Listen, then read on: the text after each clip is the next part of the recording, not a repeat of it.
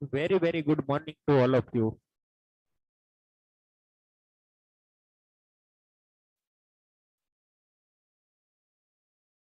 चलो शुरुआत करिए. સૌ પ્રથમ પ્રાર્થના માટે તૈયાર થઈ જાઓ. ગુરુ બ્રહ્મા ગુરુ વિષ્ણુ ગુરુદેવો મહેશ્વર ગુરુ સાક્ષાત પરબ્રહ્મા તસ્મૈ શ્રી ગુરુવે નમઃ. ઓમ શાંતિ શાંતિ શાંતિ. ઓકે, ચાલો તો શરૂઆત કરીએ આપણે આગળ.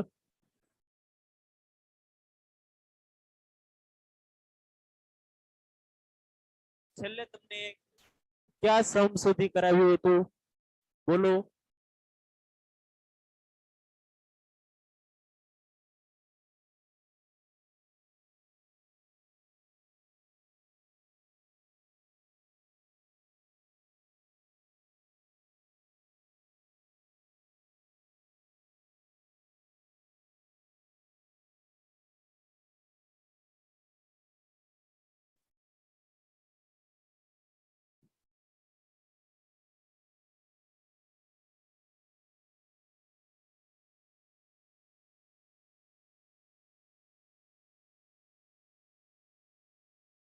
સમ નંબર 27 માં કઈક ભૂલ છે, રકમમાં ભૂલ છે. શું ભૂલ છે? ચલો, કાળી આંખો વાળા પિતા અને કાળી આંખો વાળા પુત્ર આવું આપ્યું છે. આમાં ભૂલ ક્યાં છે? મને તો પેલા નોટેશન આપતા શીખવાડો. નોટેશન, ચલો મને નોટેશન આપતા શીખવાડો. નોટેશન કઈ રીતે આપીશ? કાળી આંખો વાળા પિતા, કાળી આંખો વાળા પુત્ર, એને શું કહીશ? સંકેતો આપતા શીખવાડો. એ બી સરખું જ છે ને? એ બી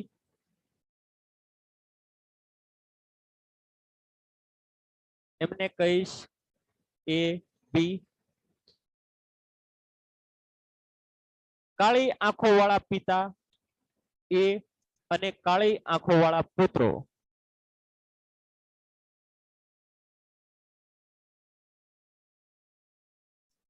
ઓકે, બે વખત આવ્યું છે કાળી આંખો.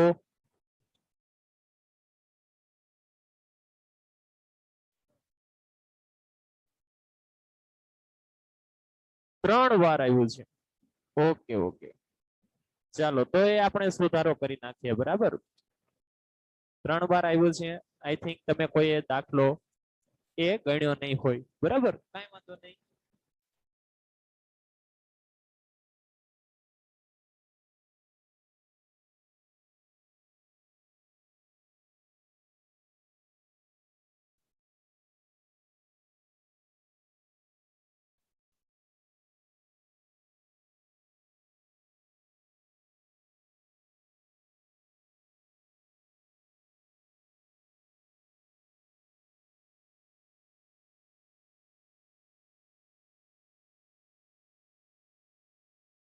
પિતા અને પુત્ર, પિતા પુત્ર કુલ કેટલા છે?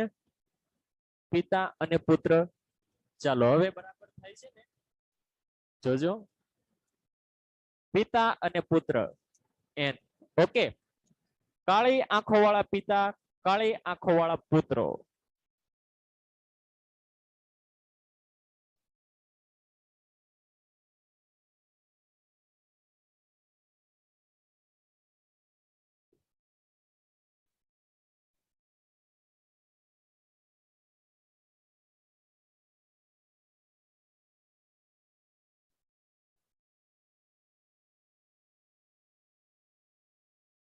Okay,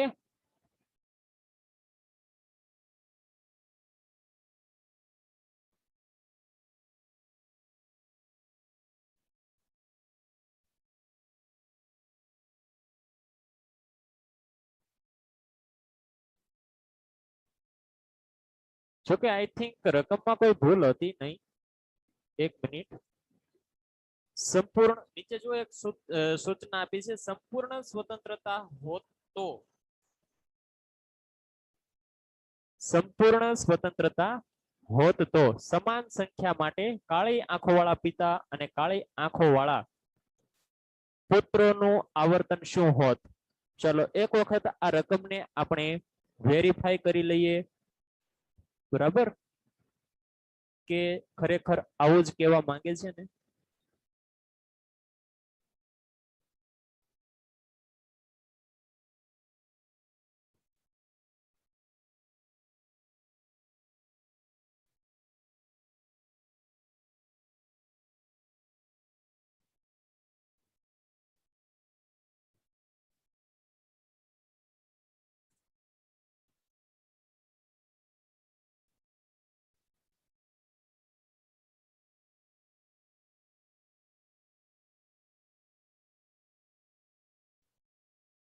okay, father with dark આઈ એટલે કાળી આંખો વાળા.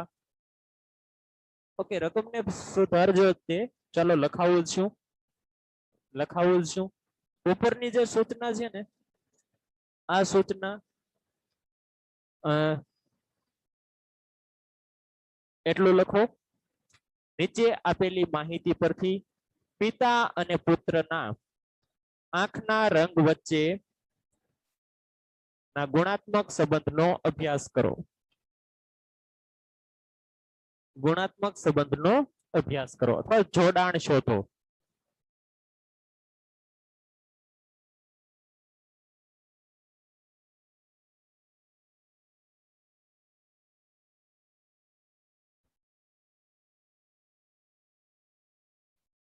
કાળી આંખો વાળા પિતા અને કાળી આંખો વાળા પુત્રો. કાળી આંખો વાળા પિતા અને કાળી આંખો વાળા પુત્રો.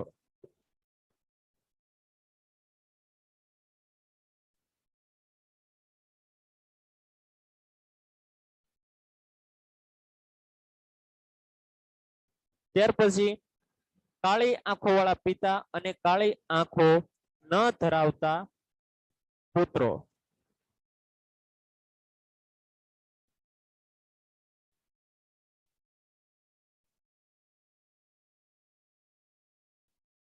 કાળી આંખ ન ધરાવતા પિતા અને કાળી આંખો વાળા પુત્ર. Father with not dark eye and son with dark eyes. ચાલો, clear? Father with not dark eye, son with not dark eye.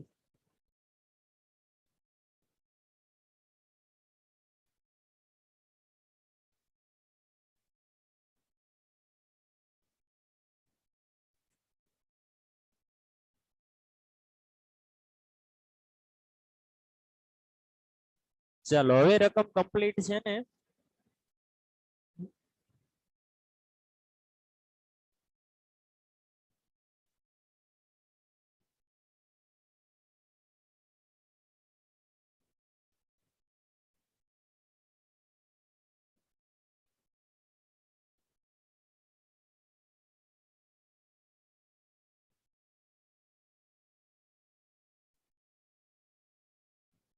લઈ લો સ્ક્રીનશોટ ફટાફટ.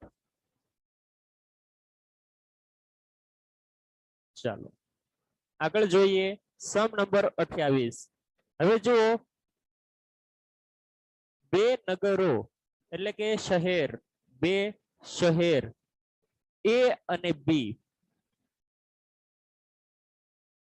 કયા શહેર છે? એ અને બી.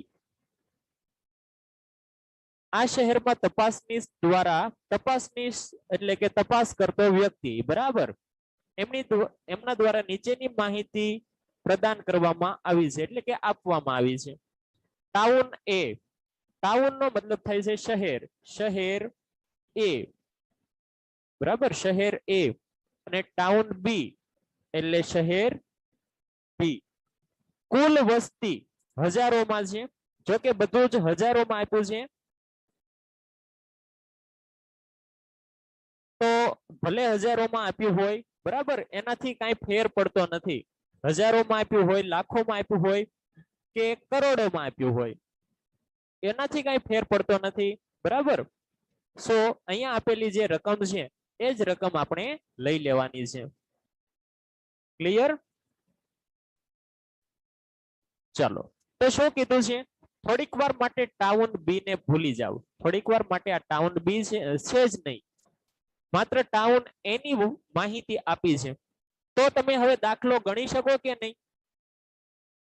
હવે જુઓ તો વિચારો તો, કુલ વસ્તી આપી છે 240, સાક્ષર એટલે એક લક્ષણ આપ્યું છે. કયું લક્ષણ આપ્યું છે? આ એ.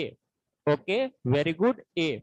ત્યાર પછી કીધું છે કે બંને શહેરમાં, થોડીક વાર માટે અહીંયા નીચે આવી જાવ, બંને શહેરમાં સાક્ષરતા અને ગુનાહિતતા વચ્ચે જોડાણ વિશે સમજાવો.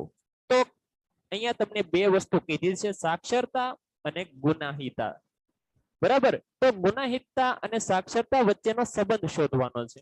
તો બીજો આપણો લક્ષણ ગુનેગાર બની જશે, ગુનો કર્યો હોય અને ગુનો ન કર્યો હોય, સાક્ષર હોય અને સાક્ષર ન હોય. ચાલો, નોટેશન બધાને આવડ્યા કે નહીં? જો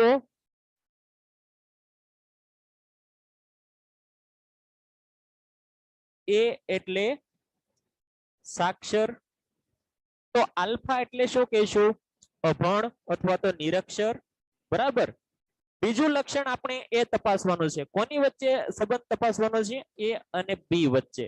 તો બીજું લક્ષણ આપણું કયું બની જશે? ગુનેગાર હોય. તો બીટા શું બની જશે? ગુનેગાર ન હોય. ઓકે,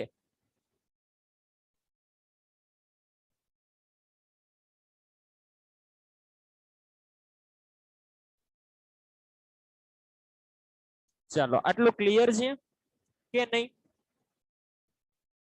તો જુઓ, અહીંયા આપ્યું છે સાક્ષર એટલે શું આપ્યું છે?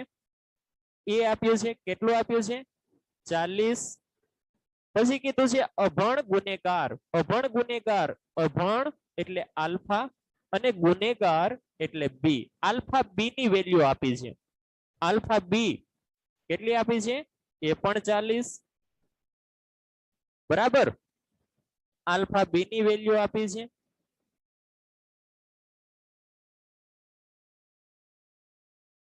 ત્યાર પછી કીધું છે સાક્ષર ગુનેગાર 5 છે. સાક્ષર ગુનેગાર, સાક્ષર એટલે એ, ગુનેગાર એટલે બી. એ બી ની વેલ્યુ આપી છે 5. ચલો, આના પરથી ટેબલ તૈયાર કરો તો એ આલ્ફા ટોટલ, બી બીટા ટોટલ. એની વેલ્યુ આપી છે 40.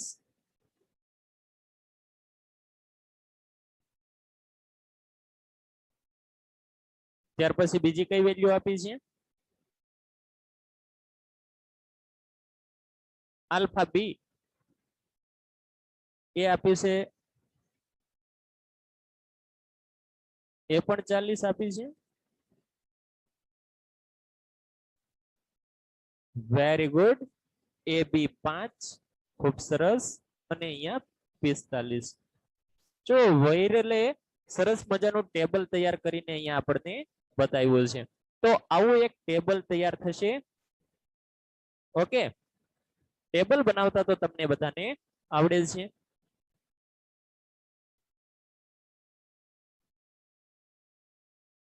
એકદમ ઈઝી છે.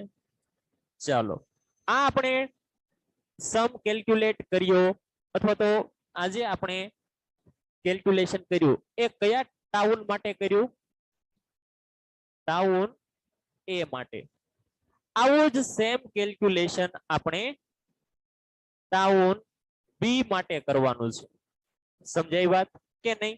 તો એકનો એક સમ છે, મીન્સ કે એક સમ ની અંદર બે સમ સમાયેલા છે, બે વાર કેલ્ક્યુલેશન સમાયેલી છે બરાબર. હવે જુઓ, આવા સમ તમને પૂછાય, એકની એક કેલ્ક્યુલેશન બે વખત આવે, ટાઉન એ ટાઉન બી, તો એ સમયે તમારે લાસ્ટમાં કમ્પેરિઝન કરવી પડશે. લાસ્ટમાં તમે કમ્પેરિઝન શું કરશો કે ટાઉન એ માં એસોસિએશન વધુ છે કે ટાઉન બી માં એસોસિએશન વધુ છે, બરાબર? તો એ સરખામણી કરવાની છે. ચાલો, આ સમ બધાને આવડે કે નહીં? આવડે કે નહીં? ચાલો બોલો ફટાફટ. ઓકે, થઈ ગયો, સરસ.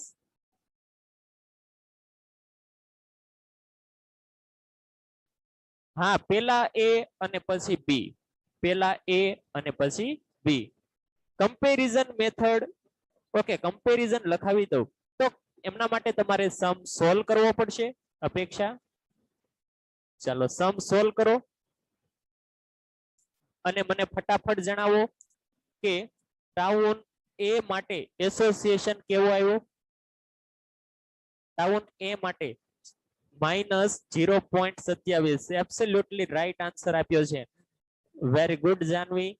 બી માટે -0.28. હવે જુઓ, આવો આન્સર મળ્યો, બરાબર? તો અહીંયા લખીશું કમ્પેરિઝન આપણે કે ઉપરની ગણતરી પરથી, ઉપરની ગણતરી પરથી શહેર એ અને શહેર બી માટે સાક્ષરતા, સાક્ષરતા અને ગુનાહિતતા વચ્ચે ગુણાત્મક સંબંધનો અભ્યાસ કરતા, ગુણાત્મક સંબંધનો અભ્યાસ કરતા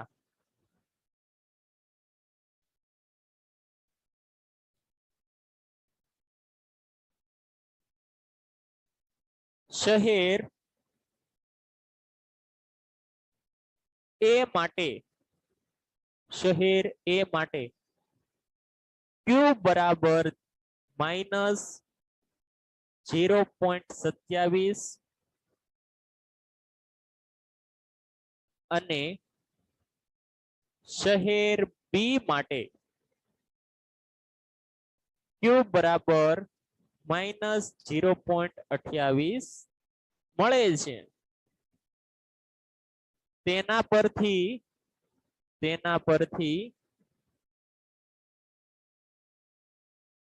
એવું કહી શકાય કે શહેર એ માં શહેર બી કરતા વધારે, શહેર એમાં, સોરી વધારે નહીં, ઓછો, ઓછો ગાઢ ગુણાત્મક સંબંધ રહેલો છે. ચાલો, અહીંયા એક એડ કરી દેજો, ઋણ ગુણાત્મક સંબંધ, બરાબર? ઋણ છે ને, માઇનસ ની સાઇન આવી. ચાલો, આટલું ક્લિયર? સમજ પડી ને કઈ રીતે લખવાનું એ? ઓકે, ચાલો, આ તમારા માટે નવું હતું, બરાબર? બાકી કઈ નવું હતું નહીં. બાકી બધી કેલ્ક્યુલેશન તો એઝ ઇટ ઇઝ હતી. જો તમે ફટાફટ મને આ બંને વેલ્યુ શોધી દીધી, મારે કઈ શીખવાડવું ન પડ્યું. હા, લાસ્ટમાં આ એક જ વાર લખવાનું, લાસ્ટમાં આ એક જ વાર લખવાનું છે, વારંવાર લખવાની કઈ જરૂર નથી. ઓકે, ચાલો, આવું જ આપણે સમ નંબર 29 માટે કરીશું.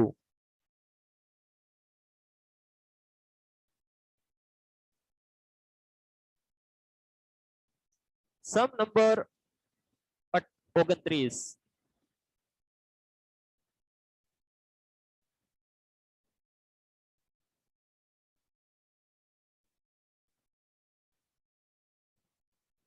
જુઓ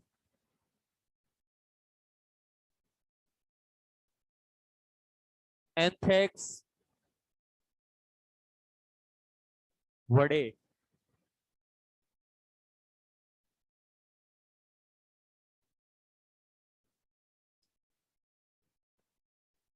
એન્થ્રેક્સ અરે વાહ સમ નંબર 20 નો આન્સર 0.6 minus 21 68 22 ચલો એકવાર વેરીફાઈ કરી જ લઈએ બરાબર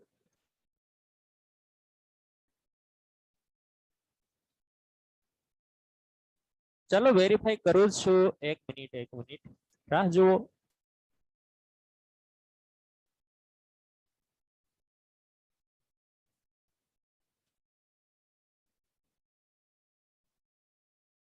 કદાચ તમારે 21 અલગ હશે બરાબર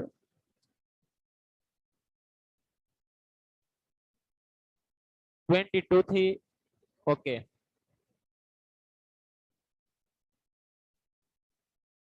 22 minus 0.36 ઓકે 0.92 24 માં 0.46 25 માં 53 માઇનસ આવે છે 53 માઇનસ આવે છે કદાચ હું સાઇન કરવાની ભૂલી ગયો હોઉં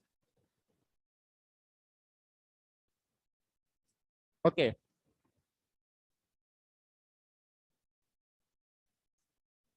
ચાલો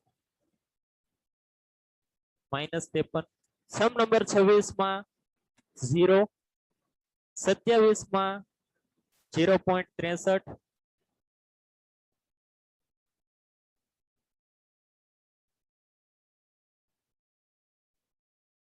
જે હમણાં કરાવ્યો એમાં જ બરાબર આંખો વાળો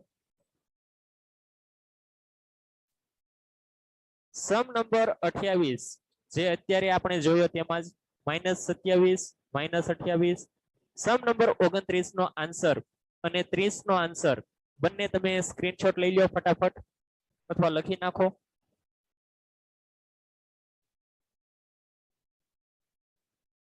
ઓકે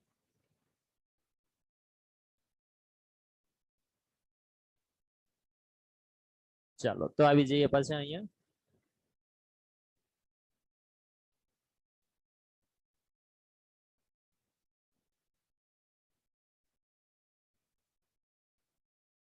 આપણે રકમ સમજતા હતા કે એન્થ્રેક્સ વડે બકરા અને ઘેટાઓના રસીકરણ અંગેના પ્રયોગમાં નીચેના પરિણામ પ્રાપ્ત થયા રસીકરણ કરેલા અને મૃત્યુ પામ્યા હોય તેવા હવે જો અહીંયા ઘેટા બકરા છે બરાબર ઘેટા બકરા ઉપર પ્રયોગ કર્યો છે કોઈએ એમને કઈક રસી આપી છે ઘેટાને અત્યારે કેમ કોરોનામાં માણસોને રસી આપે છે એમ કોઈ એન્થ્રેક્સ નામની રસી ઘેટા બકરાને આપી હવે રસીકરણ કરેલા હોય અને મૃત્યુ પામ્યા હોય રસીકરણ કરેલા હોય મૃત્યુ પામ્યા હોય અને કુલ આવી રીતે માહિતી આપી છે જો જેમ અહીંયા આપણે અગાઉ દાખલો ગણ્યો 29મો 28મો એવી જ રીતે 29મો પણ ગણવાનો છે પેલા બકરીઓ માટે સંબંધ શોધવાનો છે કોની વચ્ચે તો કે રસીકરણ અને અસ્તિત્વનો મતલબ થાય છે કે જીવતા છે કે મૃત્યુ પામ્યા છે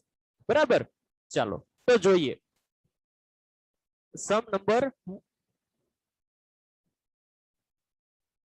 29 નોટેશન શું આપીશું એ આલ્ફા બી બીટા ચાલો નોટેશન આપો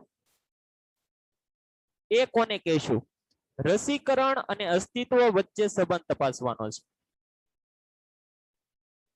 રસીકરણ જો એવું સીધું નહીં લખવાનું રસી આપી હોય એવું લખવાનું રસી આપી હોય બરાબર હા રસીકરણ કરેલ હોય રસી આપી ન હોય ઓકે રસી ન આપી હોય એ પણ સાચું છે રસી આપી ન હોય ચલો બી જીવતા હોય કે મૃત્યુ પામેલા હોય જીવતા હોય કે મૃત્યુ પામ્યા હોય,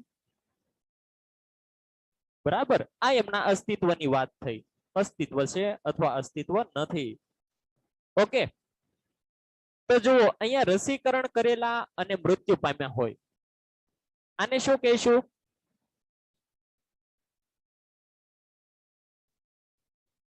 એ બી. એ બી ની વેલ્યુ કેટલી આપી છે? ચલો અહીંયા જો હું લખું, એ બી ની વેલ્યુ કેટલી આપી છે? મૃત્યુ પામ્યા હોય. અચ્છા બીટા છે, એ બીટા. ચલો તો એ બી શું કામ કહો છો? એ બીટા 2. ત્યાર પછી રસીકરણ કરેલા હોય, રસીકરણ કરેલા હોય એ એવા કેટલા? 12. ત્યાર પછી કીધું છે મૃત્યુ પામ્યા હોય તેવા 8. મૃત્યુ પામ્યા હોય એટલે કે બીટા બરાબર 8 અને કુલ એટલે કે n 24. ચલો ટેબલ બનાવો, આપેલી માહિતી પરથી ટેબલ બનાવો. એ આલ્ફા ટોટલ, બી બીટા ટોટલ.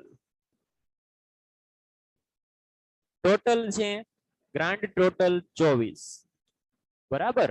એ બી આપ્યા છે 2, એ આપ્યા છે 12, બીટા આપ્યા છે 8 અને હવે કાંઈ નથી આપ્યું. ઓકે, કાંઈ વાંધો નહીં, નહીં આપ્યું હોય તો શોધી લેશું. ચાલો મને કયો બી કેટલા થાય? બી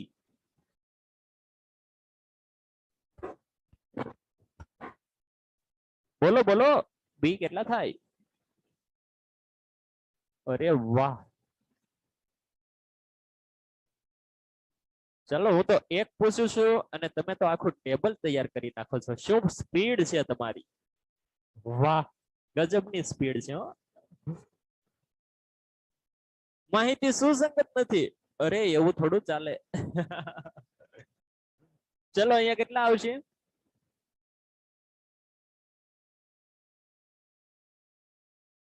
જો કઈક ભૂલ કરી લાગે છે.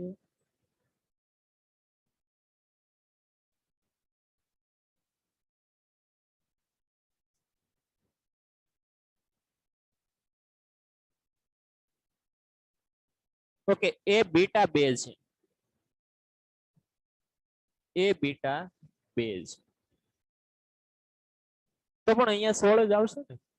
ઓકે, અહીંયા કેટલા આવશે? આલ્ફા, આલ્ફા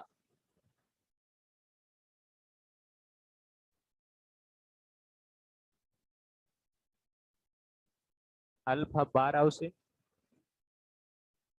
આલ્ફા બીટા 6 આવશે.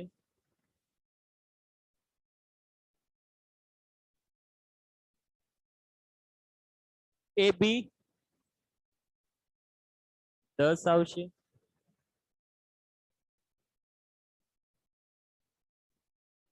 અને આલ્ફા બી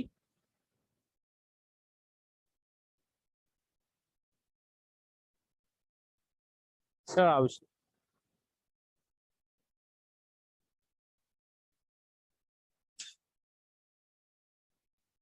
માહિતી કોને સુસંગત નહોતી? બોલો. ચાલો, કોણ કહેતું તું માહિતી સુસંગત નથી? ચલો મને કયો કઈ રીતે સુસંગત નથી? ફેનિશા, અપેક્ષા,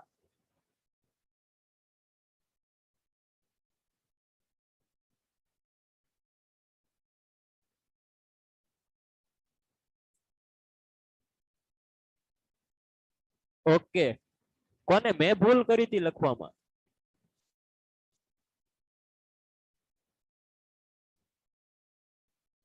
ઓકે ઓકે, ચાલો તો હવે થઈ ગયો ને ક્લિયર? આવડશે હવે? ચલો ઘેટા માટે બકરી માટે ક્યુ શોધો. બકરી માટે જ હતું ને? બકરી માટે ક્યુ શોધો. આવી ગયો 0.67. જો તમારે ત્રણે ત્રણ મેથડ નો યુઝ કરવાનો છે હો. મેથડ 1, મેથડ 2 અને મેથડ 3 ત્રણે ત્રણ મેથડ થી સમ તમારે કેલ્ક્યુલેટ બુકમાં કરવાનો છે, તમારી ફેર બુકમાં. તેમાં કોઈ કોમ્પ્રોમાઇઝ કરવાનું નથી, બરાબર? એમાં કોઈ બાંધછોડ નહીં કરવાની આપણે, એમાં તો પૂરેપૂરું લખવાનું. અહીંયા તો હું તમને માત્ર ઝડપથી સમજાવી દઈશ, જેટલું વધુ સમજાવી દઈશ એટલા વધુ સમ આપણે સોલ્વ કરી શકીશું. ચાલો, બકરી માટે થઈ ગયું બકરી. ઘેટા માટે કરો તો ઘેટા. ઘેટા માટે સેમ ટેબલ આવું જ બનશે, બરાબર? સેમ આવું જ ટેબલ બનશે. આવી જ ઇન્ફોર્મેશન, આ જ મિસિંગ ફ્રીક્વન્સી, ખૂટતી આવૃત્તિઓ શોધવાની છે. ચલો, ઘેટાનો ક્યુ કેટલો આવે છે એ મને કયો ફટાફટ.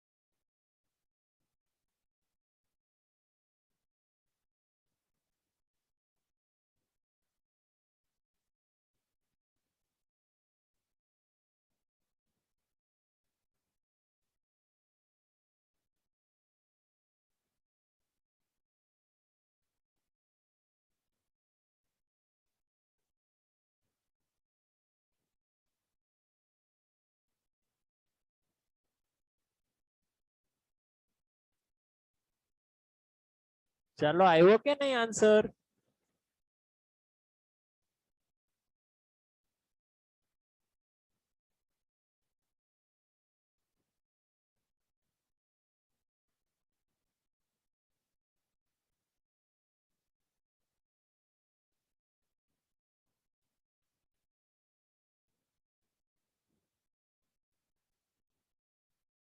ઓકે, ધન સંબંધ છે.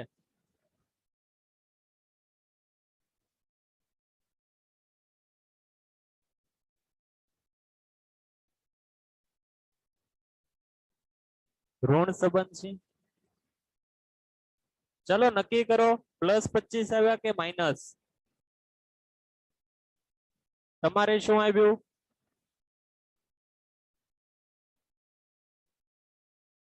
ઓકે, 0.25.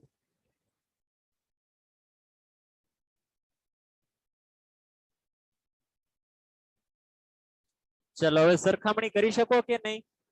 બકરીઓમાં ગુણાત્મક સંબંધ વધુ છે, બરાબર? અહીંયા તમે લાસ્ટમાં મેં લખાયું એવી રીતે લખો તો શું લખવાનું?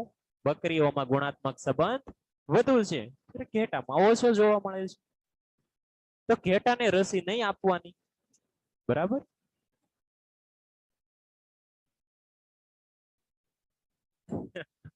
ચાલો, નેક્સ્ટ સમ જોઈએ. હા, ઘેટા હોય રસી નહીં આપવાની, બકરીઓને જ આપવાની.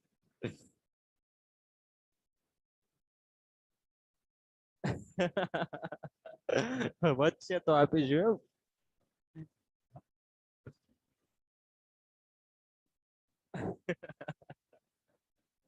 ચાલો, બસ બસ હવે ચલો, આ એક સમ આપણે જોઈ લઈએ ફટાફટ, પછી લેક્ચર પૂરો કરીએ.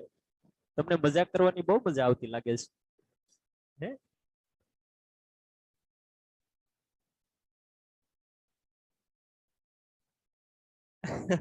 એવું તો ગમે જ ને, કા સર?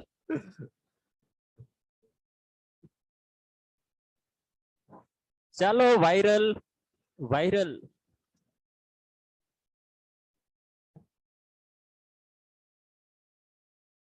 ઘેટા બચી ગયા. હા ઘેટા બચી ગયા હો. ચલો આ લાસ્ટ એક ઉદાહરણ કરી લઈએ બરાબર. સમ નંબર 30 ફટાફટ એમનો સ્ક્રીનશોટ લઈ લો અને જુઓ. પરીક્ષામાં ઉપસ્થિત ઉમેદવારો છોકરા અને છોકરી. વિરલ ઓકે ઓકે મને ખબર જ છે.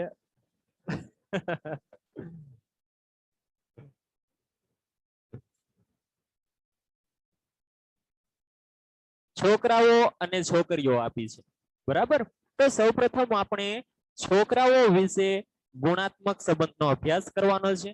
કોની વચ્ચે? તો કે લગ્ન જીવન અને સફળતા વચ્ચે.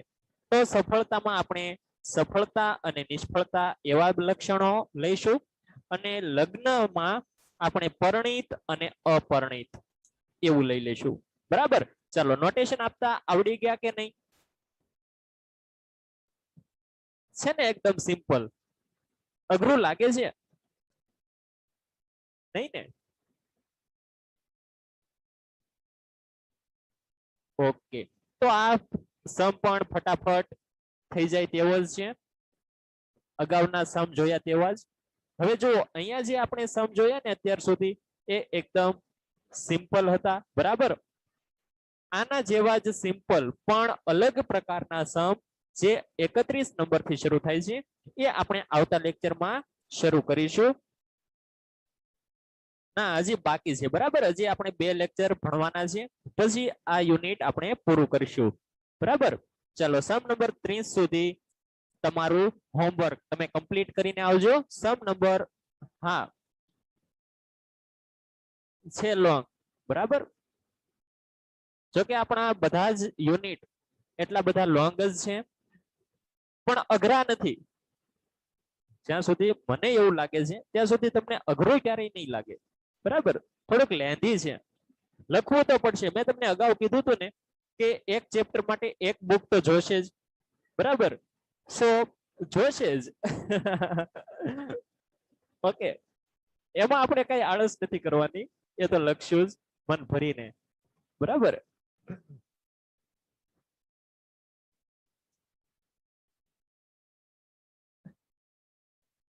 હા અઘરું ન લાગે એટલે જ કરાવી દઉં છું. શું વાત છે, એક બુક તો પૂરી થઈ ગઈ. એટલે જ તમે કીધું તું ફૂલ લેન્થ વાળી, ફૂલ સાઈઝ વાળી અને ઝાઝા પેજ વાળી બુક લેજો તો અલગ અલગ બુક સાચવવી ન પડે બરાબર. મેં એટલા માટે જ પહેલા કીધું હતું. તો પણ તમારે લેવી તો પડશે જ. કઈ વાંધો નહીં, એમાં શું થઈ ગયું. બસ સાચવજો બરાબર. અલગ અલગ હોય તો નહીં, કહેવાનો મતલબ એ છે કે અલગ અલગ હોય ને તો કોઈ બુક મિસ થઈ જાય એવું બને, પણ ધ્યાન રાખજો, સાચવજો. ઓકે ચાલો તો અહીંયા આપણો આ લેક્ચર આપણે કમ્પ્લીટ કરીએ છીએ. બાકી કઈ ડાઉટ હોય તો મને કહેજો. અહીંયા જુઓ તમને આ 27માં સમની અંદર એ બી, એ બીટા, આલ્ફા બીટા અને